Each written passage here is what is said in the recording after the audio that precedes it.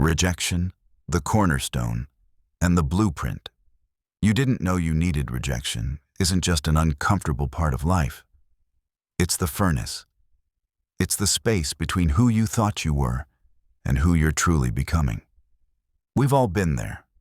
Passed over for a role, misunderstood in a meeting, told we weren't a good fit. Some of us have even sat silently in our living rooms, feeling invisible in our families. But what if rejection isn't a stop sign? What if it's scaffolding?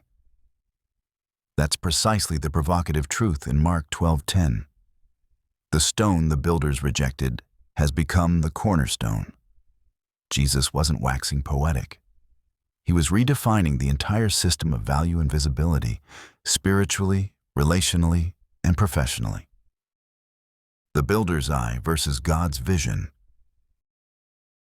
In Jesus' day, the cornerstone was everything.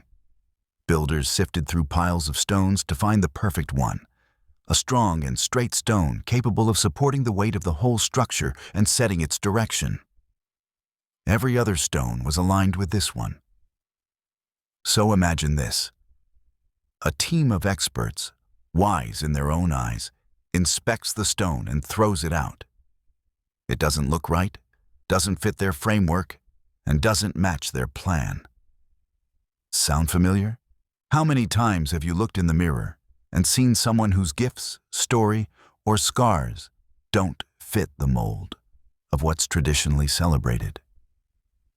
How often have others looked at you and seen only a fragment of your potential, discarding what didn't align with their acceptable version? Jesus is saying something radical here. God chooses the stone they tossed. Let that sink in. When rejection becomes redirection. The tension in this verse isn't just theological, it's deeply personal. Jesus is quoting Psalm 118, verse 22, a victory psalm that would have been sung during moments of celebration. But he uses it during a heated confrontation with religious leaders. Why? Because he is the rejected stone. The insiders missed him. The elite overlooked him. And yet, he becomes the cornerstone of a new kingdom. Professionally, you may be facing your rejection arc. Maybe your pitch was denied, your ideas were sidelined, your leadership was doubted, the project you poured yourself into dismissed. And now you're wondering, was I wrong to believe I was built for more? But here's the hard-won truth.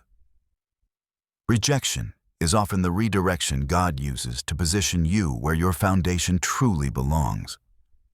Like Jesus, you might not be what the builders seek. But that doesn't disqualify you from becoming the foundation of something transformational. It just means you're part of a different blueprint. From pain to pattern, reframing the narrative. Dr. Kurt Thompson writes, "Everyone is born looking for someone looking for them. That ache to be seen, chosen, and celebrated is as human as breathing. And when it's unmet, it hurts. It wounds. Rejection strikes at our core identity, not just what we do, but who we believe we are. But Mark 12:10 doesn't just offer comfort, it delivers a challenge. Will you let rejection define you or allow God to refine you? The difference between the two is everything. Because here's the spiritual architecture. God doesn't waste a single no. Every dismissal becomes a design element in his hands. That failed job interview, a pivot point. That lost relationship, a revelation. That closed door, a construction zone for something better. The place you were told you don't belong might be where God lays the cornerstone of your calling. Business, leadership, and the power of being overlooked. Now let's talk business. Whether you're building a company, leading a team, or navigating your next career move, rejection is part of the terrain. But what if it's also part of the strategy? Leaders who've built something that matters almost always have moments where they were the ejected S. Steve Jobs was fired from his own company. Oprah was told she wasn't fit for TV. Sarah Blakely, Spanx founder, sold fax machines door to door, hearing no thousands of times. Rejection didn't stop them. It shaped them. Spiritually and professionally, this is the same tension. The people who make the most lasting impact were often told, "You're not what we're looking for." That rejection forced them to dig deeper, think differently, and build stronger. So, if you've been passed over, lean in. If you've been told to stay in your lane, ask if you're meant to pave a new one. The Cornerstone life. What you must internalize. This passage isn't just about Jesus. It's about the kind of life we're invited into because of Him. One where rejection doesn't ruin us, it reveals us. One where setbacks don't sideline us, they solidify us. One where what the world deems worthless becomes essential in God's hands. Internalize this.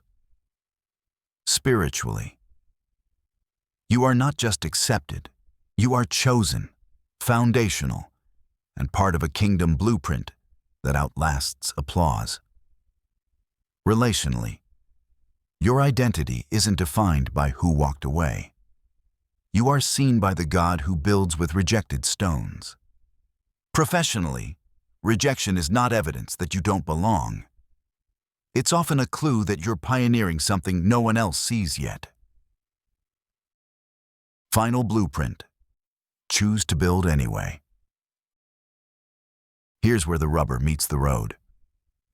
You can spend your life trying to fit into someone else's architecture, chasing validation from builders who were never meant to define you.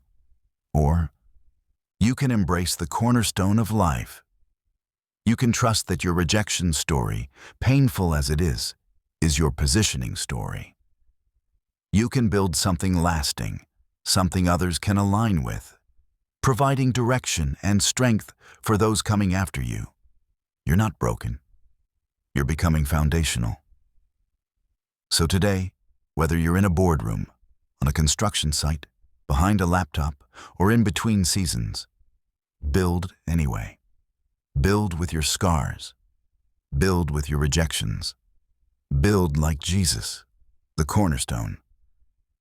And trust that what was once overlooked is precisely what God intends to build upon.